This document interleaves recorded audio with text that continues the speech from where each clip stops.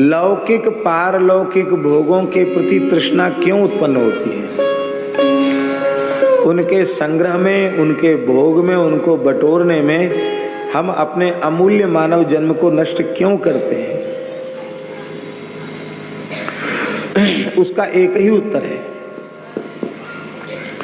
कि हमारे अंतःकरण में इन भोगों के प्रति, लौकिक पारलौकिक भोगों के प्रति महत्व बुद्धि बनी हुई है। जिसके प्रति महत्व बुद्धि होगी उसकी प्राप्ति में ही उसकी संपूर्ण चेष्टा होगी, प्रयास होगा, प्रयत्न होगा।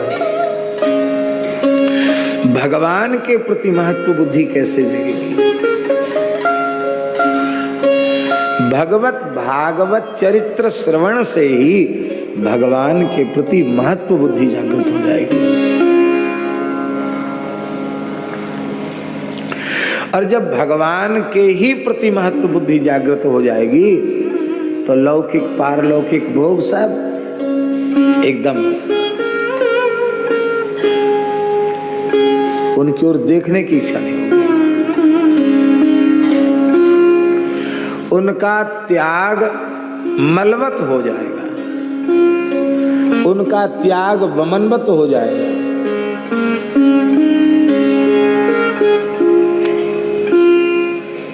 त्यागात् शांतिरनंतरम, त्याग से शांति होती है। अरे भैया दूसरे त्याग को छोड़ दो, मलमूत्र के त्याग से भी शांति मिल जाती है। ठीक से पेट साफ न हो तो चित्त शांत रहता है। त्याग से शांति होती है।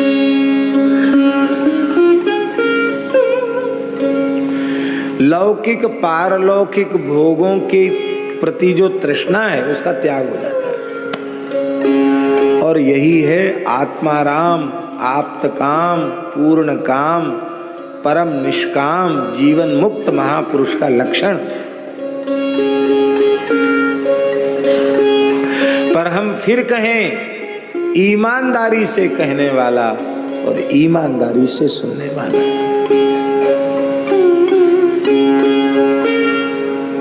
ईमानदारी का कहना सुनना क्या है? वक्ता के हृदय में संकल्प होना चाहिए। यथा हरौ भगवती नृणाम भक्तिर्भविष्यति सर्वात्मन्यखिलाधारे इति संकल्प्य वर्णय। हमें जन्मोत्सव पर सोने का सिंहासन और चांदी का झूला और बर्तन और रुक्मिणी ब्याह पर दहेज का सामान मिल जाए, इस वृत्ति से कथा कहेंगे ये बेईमानी की कथा हुई। कल अमुक उत्सव है, इतनी इतनी चीजें लाओगे तो ही पुण्य मिलेगा, नहीं तो तुम्हें कोई पुण्य नहीं मिलेगा। ये बेईमानी की कथा होगी। इससे पेट तो भर जाएगा, वस्तु और पदार्थ का संग्रह तो हो जाएगा, पर भगवान का प्रेम नहीं मिलेगा।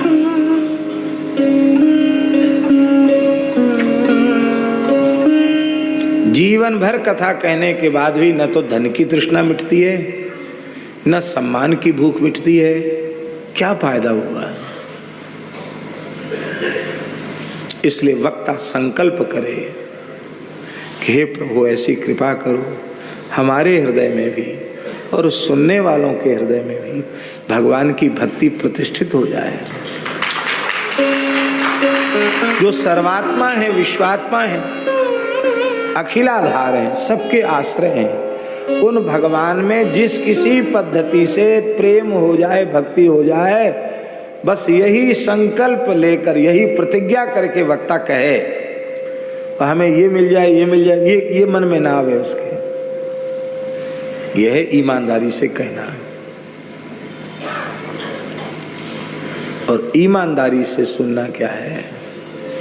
ईमानदारी से सुनना यही है, हे नाथ अब कछु नाथ ना चाहिए मोरे, दीन दयालु अनुग्रह तोरे।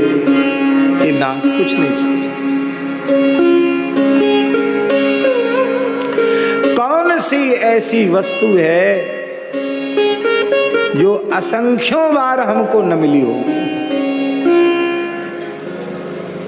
सुअर, कुत्ता, गधा, घोड़ा बने, उसमें भी बेटा बेटी मिले। कभी पुण्य करके स्वर्ग गए होंगे, वहां के भोग भी भोगे, धरती के भोग भी भोगे। कभी चक्रवर्ती राजा किसी जन्म में रहे होंगे तो पता नहीं कितना ठाट बाट होगा। लौकिक पारलौकिक भोगों में से कोई भी ऐसी वस्तु नहीं है जो असंख्यों बार हमें प्रचुर मात्रा में भोगने को प्राप्त न भई हो, फिर भी पेट नहीं भरा, मन नहीं भरा, उसी के पीछे दौड़ रहे हैं। और कथा सुन के भी वही मांग रहे हैं।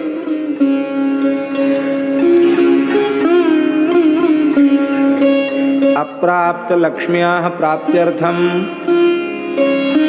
संकल्प, प्राप्त लक्ष्म्याश्च चिरकाल संरक्षणार्थम, लोके सभायाम राजद्वारे यशो विजय लाभादि प्राप्त्यर्थम, पुत्र पौत्रादि संतते रविच्छिन्नाभिवृद्ध्यर्थम, ग्रहकृत राजकृत सर्वविध पीड़ा निवृत्ति पूर्वक नैरुज्य पुष्टि दीर्घायु धन धान्य समृद्ध्यर्थम। अरे कछु छोड़ो तो सही भले आदमी। अरे बोले छोड़ देंगे तो घाटा हो जाएगा। सकल मन ईप्सित संसिद्ध्यर्थ, ऐसे आदमी को पकड़ के लाओ जिसकी इस मन की सब इच्छाएं पूरी हो गई। धरती पर तो मिलेगा नहीं, स्वर्ग में भी नहीं मिलेगा। हाँ, जिन्होंने कामना का ही त्याग कर दिया है, ऐसे जीवन मुक्त महापुरुष जरूर मिल जाएंगे।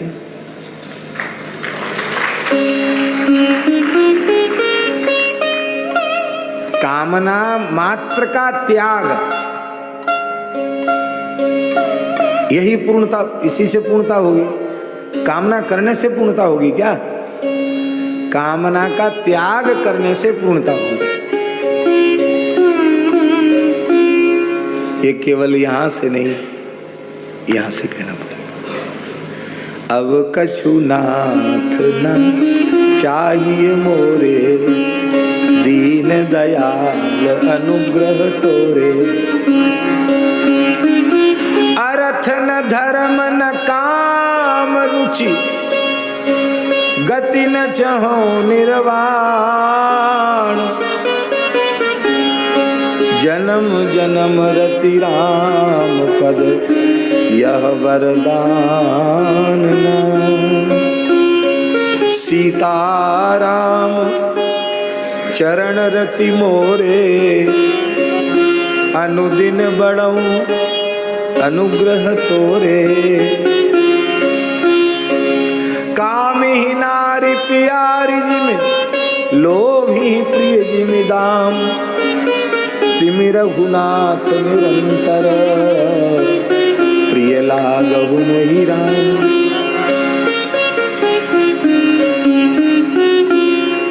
हे नाथ, जैसे किसी अज्ञानी बालक के हाथ में लड्डू आ गया, पर लड्डू जहरीला है, उसको खाके बालक की मृत्यु हो सकती है, तो उस विषयुक्त लड्डू को अपने बालक के हाथ में देखकर माता दौड़ती है और उस बालक के हाथ से लड्डू छीन लेती है, हाथ को धोती है, पोंछती है, और बालक को तो पता नहीं किसमें जहर है, और मैया को नोच लेता है, ज्यादा गुस्सा आती दांत से काट लेता है। और कई बार छोटे बच्चे ज्यादा गुस्सा माथा पटक लेते हैं जमीन में।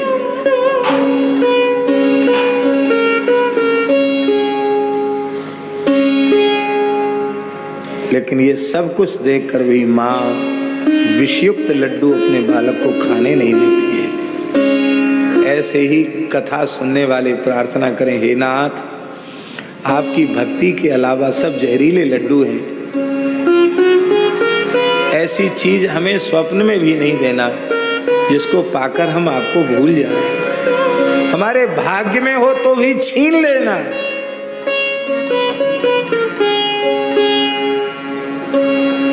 केवल अपना प्रेम प्रदान करना।